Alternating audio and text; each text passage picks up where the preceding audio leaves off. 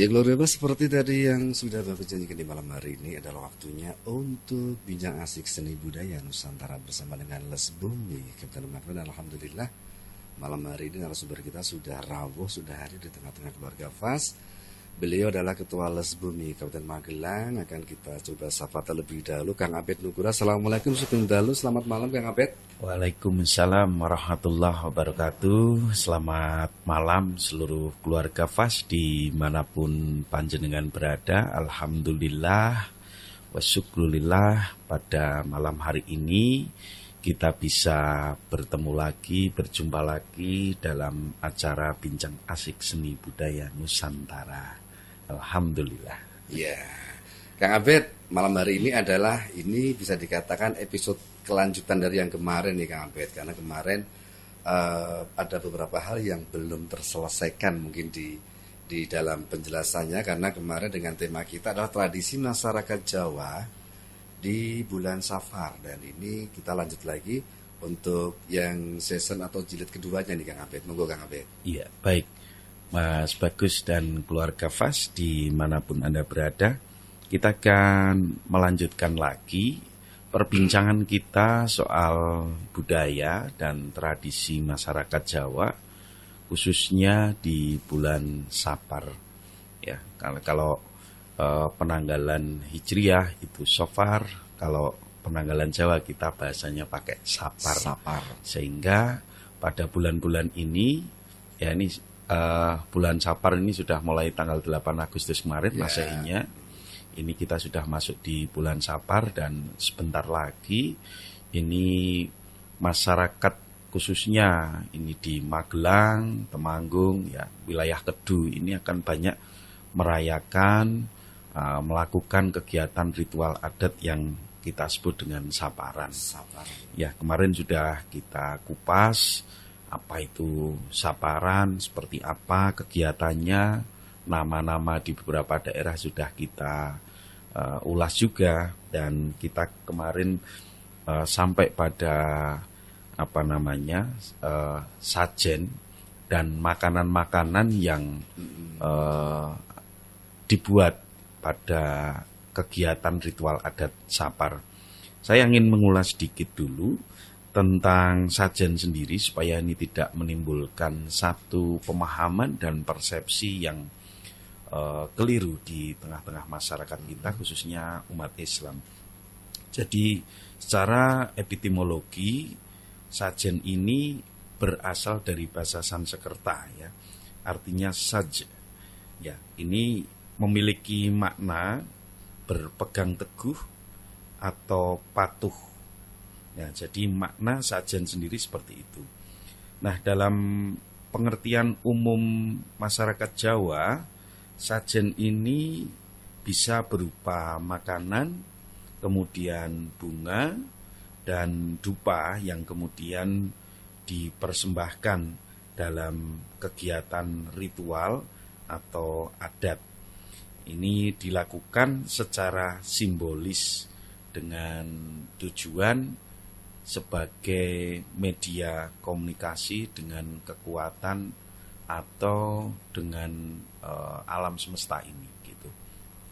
Atau juga dengan Tuhan, dan bisa juga dengan kekuatan-kekuatan gaib di luar sana. Nah, ini makna sajen, karena sajen ini dalam setiap ritual atau kegiatan ini mutlak pasti ada, ya, sehingga kita juga beberapa waktu yang lalu ingat tentu di Gunung Semeru itu ada kejadian, ada kasus orang menendang sajen. Nah, ini bagaimana tanggapan kita sebagai bangsa yang berbudaya dan beragam? Tentu kita harus saling menghormati dan menghargai. Nah, kita tidak usah terlalu ikut campur dalam satu ritual dan tata cara penyembahan atau apapun yang dilakukan oleh saudara-saudara kita yang beragama lain, ya, kalau di kita tentu tahu betul di agama Hindu ini bahkan untuk sajen ini harus dilakukan setiap hari. Ya, membuat canang ini dilakukan setiap hari dan ini merupakan persembahan wajib buat saudara-saudara kita umat Hindu. Maka di rumah-rumah di depan rumah setiap orang yang beragama Hindu di Bali itu pasti ada satu tempat khusus untuk menaruh sesajen. Ya. Nah, apakah sesajen ini sesungguhnya tradisi agama Hindu atau bukan? Nah, kita akan kupas juga pada malam hari ini bahwa kita ini sebelum Hindu itu kita adalah masyarakat Jawa, ya, masyarakat Jawa yang tentu sudah memiliki adat dan tradisi sendiri, ya. Nah, kemarin kita sudah membahas makanan-makanan apa saja dan sesajen apa saja yang sudah dihidangkan dalam ritual adat Saparan. Kemarin kita sempat membahas yang namanya tumpeng rombyong, ya. Tumpeng rombyong ini tumpeng yang atasnya itu ada puncaknya, ya. Yang ini yang memiliki makna simbolis. Sekali lagi ini semuanya simbolis, ya. Ini punya makna bahwa kehidupan ini harus selalu meningkat lebih tinggi. Kemudian yang wajib juga adalah ingkung ayam. Ini memiliki makna kita membunuh kesombongan dan keakuan diri. Ya, kemudian pisang raja ini perwujudan kedua belah telapak tangan yang diwujudkan dalam pisang raja ini seperti kedua belah telapak tangan yang menengadahkan tangan untuk berdoa. Kemudian kembang telon, ya, kembang telon itu ada 3. Maknanya adalah 3 ini supaya kita bisa meraih 3 kesempurnaan dalam hidup, yaitu sugih bondo, sugih ngilmu, lan sugih kuwasa. Ini bunganya bisa mawar, kenongo, dan kantil, ya. Mawar ini kehidupan yang berwarna-warni, kehidupan harus kita jalani. Kenongo itu kenongono, kenongene. Jadi Tuhan bisa memberikan kebebasan manusia untuk bertindak apa saja, tetapi manusia juga tetap harus berikhtiar dalam kehidupannya. Kemudian kembang kantil ini memiliki makna kanthi laku tansah kumantil, agar kehidupan dalam laku dan menjalani hidup ini tetap kemantil-mantil, selalu mengingat dan tidak terpisahkan dengan Tuhan. Ini makna dari kembang telon. Nah, sekarang masyarakat ini memaknai hal-hal seperti ini kan kadang-kadang hanya bilang, oh itu musyrik, ya, tanpa tahu dulu apa sebenarnya maknanya. Nah, kalau kita telaah lebih lanjut, ini ternyata kan maknanya sangat bagus sekali. Dan ini pralambang. Orang Jawa itu segalanya itu penuh dengan pralambang dan simbol. Ini tidak bisa dipisahkan dari kehidupan orang Jawa. Sehingga dalam mensikapi hal ini, khususnya masyarakat Jawa, kita harus arif dan bijaksana. Tidak serta-merta terus bilang hal-hal seperti itu terus musyrik, ya. Nah, kita akan melanjutkan lagi setelah kembang telon. Ini juga ada buah-buahan, ya. Buah-buahan ini juga sepertinya wajib. Buahnya bisa apa saja, tapi yang biasa harus ada itu biasanya apel, jeruk, dan salak. Ini memiliki makna bahwa buah-buahan ini sebagai simbol atau pralambang bisa memberikan keselamatan dan kesehatan dari tahun ke tahun. Jadi buah ini kita tahu bahwa buah ini menyehatkan, ya, sehingga kita berharap dengan mempersembahkan buah-buah itu, mensedekahkan buah-buah itu, kita diberikan keselamatan dan kesehatan dari tahun ke tahun. Kemudian juga ada telur ayam kampung ya. Telur ayam kampung ini kita diingatkan bahwa kita itu hidup itu tidak kemudian lantas menjadi orang seperti kita ini. Tetapi kita harus ingat awal mula kehidupan. Ya, jadi telur ini sebagai pralambang mengingatkan kita tentang awal mula kehidupan. Artinya kita diingatkan, oh, sebelum kita ada orang tua kita, ada kakek nenek kita, ada buyut kita, ada leluhur-leluhur kita. Jadi kita tidak bisa terlepas dari masa lalu. Adanya kita hari ini adalah karena ada kehidupan mereka di masa lalu. Itu makna dari telur ayam kampung. Kemudian ada juga makanan apem. Apem ini di daerah Klaten ya, ini sering dibuat upacara ya, dibuat upacara dan ini sangat diperebutkan, dibagi-bagi. Dan apem ini ternyata juga memiliki makna yang bagus.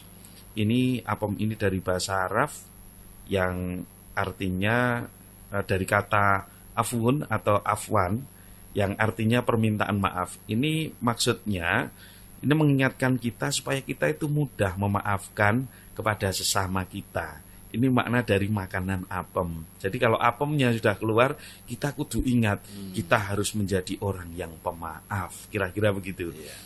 Kemudian ada makanan lagi yang namanya kupat lepet. Nah, kupat lepet ini sangat erat kaitannya ketika bulan Syawal kita mengeluarkan kupat ya. Ngaku lepat ya.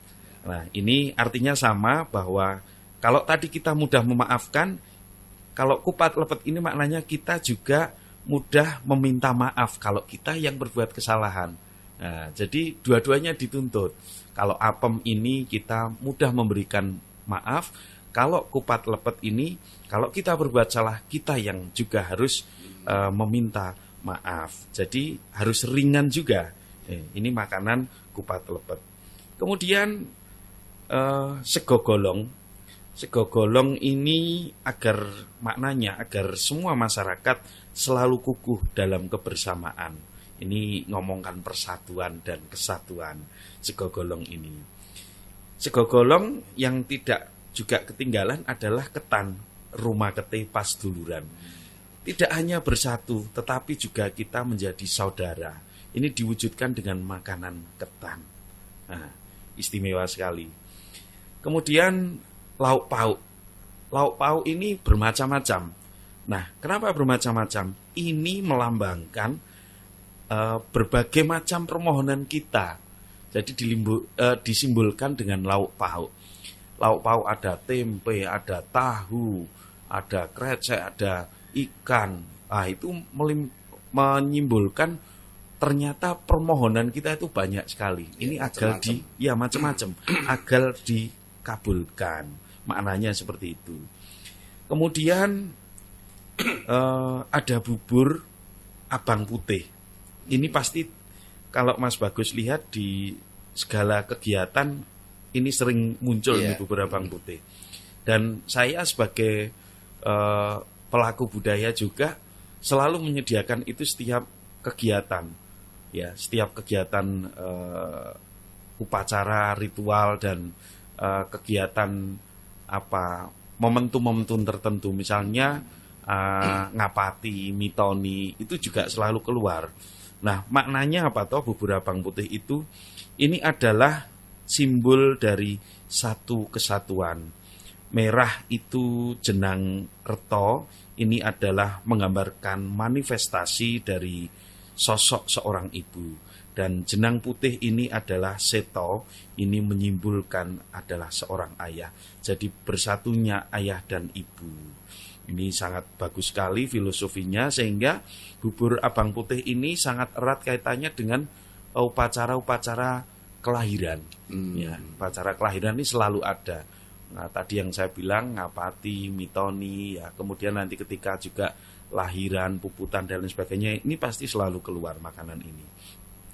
Nah, itu tadi makanan-makanan. Sekarang kita akan ke minuman. Minumannya apa toh? Gitu. Kalau pas untuk sesaji ataupun untuk sedekahan ini, ini yang tidak ketinggalan adalah kopi hitam. Kopi hitam. Kopi hitam ini pilihannya dua, Mas Bagus, sesuai dengan selera. Ini boleh pahit, boleh manis. Ini pilihannya salah satu aja, mau pahit atau manis. Sama-sama ini diperbolehkan. Yang biasanya sih pahit. Tetapi untuk orang-orang Jawa tertentu yang masih menganut faham penghormatan leluhur, ini biasanya menyesuaikan dulu mbah iki karmane kopi legi apa kopi pahit. Itu disediakan pendak malam semua, ini tidak hanya saparan. Ini kopi. Kemudian klopo atau degan. Nah, klopo atau degan ini melambangkan kemakmuran. Kita tahu bahwa pohon kelapa ini semuanya sangat bermanfaat dan ini menjadi satu simbol kemakmuran untuk masyarakat Jawa.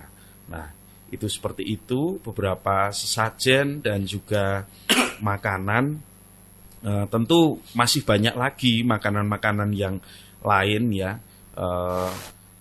Di setiap daerah pasti akan berbeda dan menyesuaikan dengan adat istiadat di lingkungannya. Misalnya seperti padanannya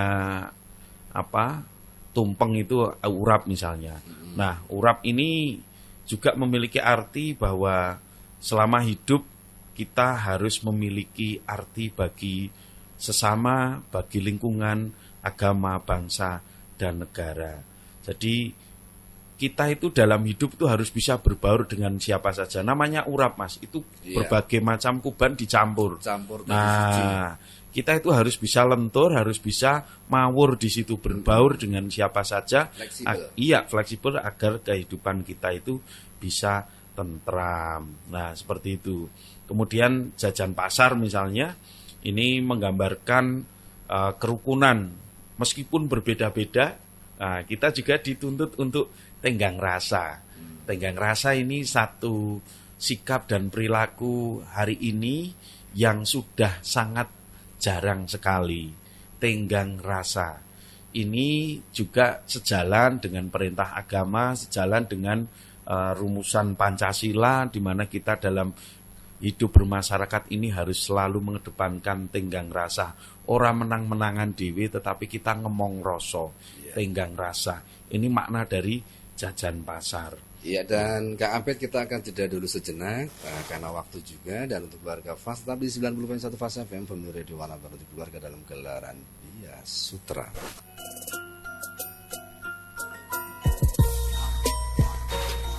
Ya, keluarga FAS masih terus melaju dari kawasan Tegarjo Magelang di 90.1 FAS FM, Family Radio Warna Baru untuk keluarga dalam gelaran Bias Sutra, bincang asik seni budaya Nusantara bersama dengan Les Bumi Kabupaten Magelang. Dan narasumber kita di malam hari ini adalah Ketua Les Bumi Kabupaten Magelang, Kang Abed Nugroho, dengan tema tradisi masyarakat Jawa di bulan Safar. Dan ini adalah jilid yang kedua karena di Senin yang kemarin kita sudah memulainya. Dan sekarang adalah sekali lagi adalah jilid yang kedua. Kang Abed tadi sudah sampai dengan minuman ya, ada kopi hitam, kemudian masuk juga dengan klopo dan juga degan, kemudian juga ada urap, kemudian juga ada jajan pasar. Nah, yang selanjutnya lebih komplit lagi apalagi ini Kang Abed? Iya, kita lanjutkan lagi Mas Bagus dan keluarga FAS. Jadi makanan itu begitu komplit dan beraneka macam. Minuman juga, ya tentu ada air putihnya juga tentu. Kalau tidak ada air putihnya keselak nanti. Ya, betul. Dan ada satu sarana lagi yang biasa dipakai dan ini sepertinya wajib ya, wajib ada. Wajib ada. Dia adalah satu yang biasa kita sebut dengan kemenyan. Kemenyan. Iya. Kemenyan atau ada yang mengistilahkan dupo ya, dupo atau dupa ya. Nah, selain makanan dan minuman, ini ada sarana pengantarnya. Jadi sarana pengantarnya itu adalah kemenyan. Kemenyan ini yang diambil adalah simbolisasi dari jadi menyan itu asapnya itu kan selalu ke atas. Iya. Nah, Ini yang pertama. Jadi simbolisasi menyan ini adalah asapnya selalu ke atas. Tidak mungkin menyan itu asapnya kok ke bawah. Ini sebagai pralambang atau simbol bahwa apa yang kita maksudkan, hajat, doa, dan keinginan yang kita panjatkan itu, ini bisa diterima oleh Allah Subhanahu wa Ta'ala atau Tuhan yang Maha Kuasa ini. Nah, kemenyan sendiri ini sebenarnya dari apa toh ini? Ini menyan ini adalah getah dari pohon damar atau gaharu, Mas Bagus.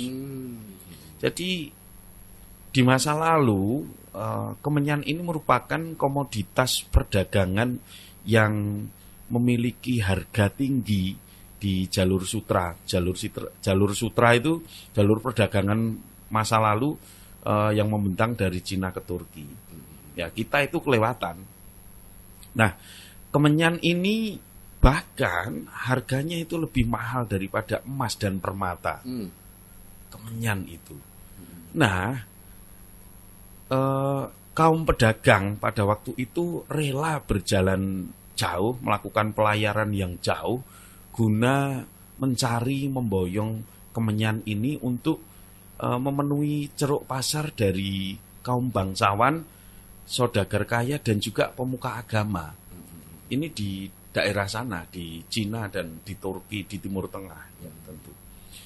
Nah, kebetulan Nusantara ini dikaruniai banyak sekali potensi alam berupa pohon damar atau pohon gaharu, sehingga kemenyan dari Nusantara ini sangat terkenal di waktu itu.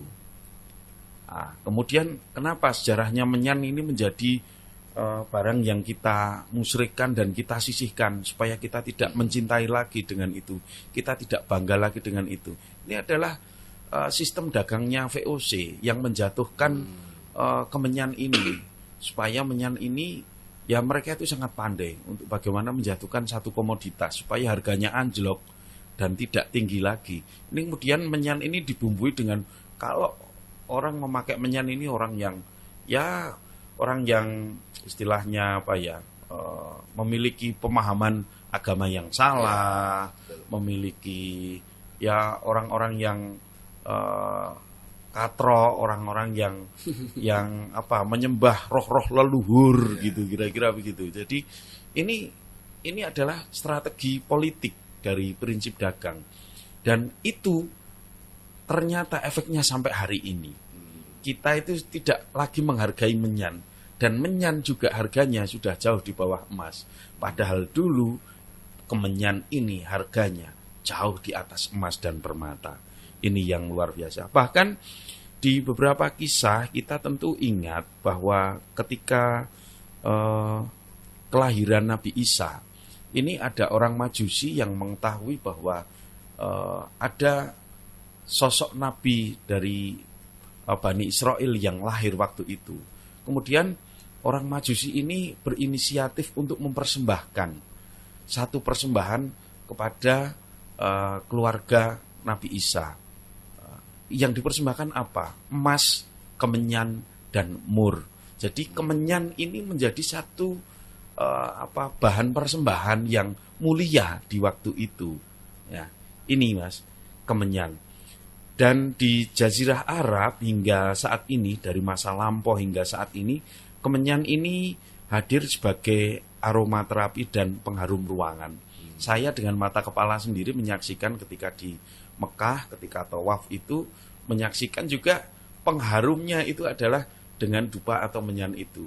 Bahkan untuk simbol-simbol di jalan-jalan di Timur Tengah itu adalah alat bakar dupanya itu. Jadi semacam, kalau kita kayak gantungan lampu itu, tapi itu fungsinya adalah untuk membakar menyan. Jadi orang-orang sana itu ternyata dengan harum-haruman ini sangat suka sekali. Ini di Jazirah Arab. Di Mesir kuno bahkan kemenyan ini digunakan sebagai pengawet mumi. Nah, jadi Fir'aun itu termasuk diawetkan dengan menyan gitu. Mumi-mumi yang ada di Mesir itu diawetkan dengan menyan. Nah, khasiat kemenyan ini juga sudah dituliskan oleh ilmuwan Muslim Ibnu Sina. Ibnu Sina kita tahu beliau adalah bapak kesehatan dunia. Ini beliau menyampaikan di sekitar abad ke-10, kemenyan ini bisa menyembuhkan yang namanya penyakit bisul. Kemudian juga kemenyan ini bisa digunakan sebagai obat disentri. Kemudian juga menghilangkan mual, penawar demam, sakit tenggorokan, menurunkan kadar kolesterol jahat, dan juga serangan jantung. Ini kemenyan itu begitu berkhasiat. Nah, kenapa kita itu malah menjauhi gitu loh. Nah, ini yang sekali lagi kita jangan termakan dengan apa yang namanya ini strategi isu dagang VOC waktu itu. Dan ini membekas sampai hari ini. Kita menjauhi yang namanya kemenyan. Padahal di Arab sana kemenyan ini sangat menjadi satu komoditas dan satu barang yang sangat dinantikan dan dipakai dalam keseharian. Nah, dan saya juga ingin mengingatkan juga bahwa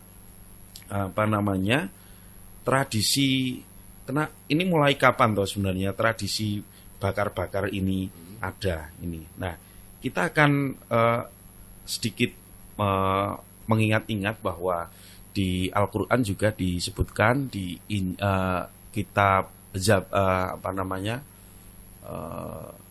di Alkitab ya sebelum Injil itu apa namanya?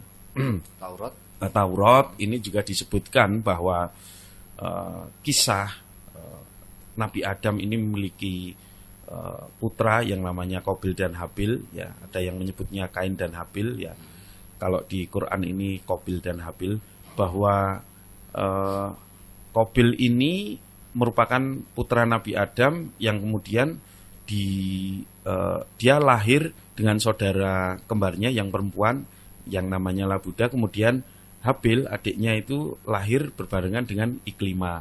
Nah, waktu itu Allah berfirman pada Nabi Adam untuk mengawinkan kedua putra itu dengan kedua putrinya ini, tapi disilangkan. Ya, jadi persilangan perkawinan ini, Qabil ini ingin menikah dengan Labuda, tetapi perintah ayahnya bahwa Qabil ini harus dengan Iklima. Nah, kemudian si Qabil ini tidak terima karena wajah Labuda ini sebenarnya lebih cantik gitu. Dia tidak terima sehingga dia protes dengan ayahnya. Nah, Qabil ini juga akhirnya protes kepada ayahnya, kepada Nabi Adam, dan akhirnya Nabi Adam ini meminta petunjuk pada Allah, dan Allah memerintahkan untuk Qabil dan Habil ini membuat persembahan. Nah, persembahan ini merupakan awal mula orang mempersembahkan kepada Tuhan. Nah, Qabil ini adalah seorang petani sehingga dia mempersembahkan hasil pertaniannya.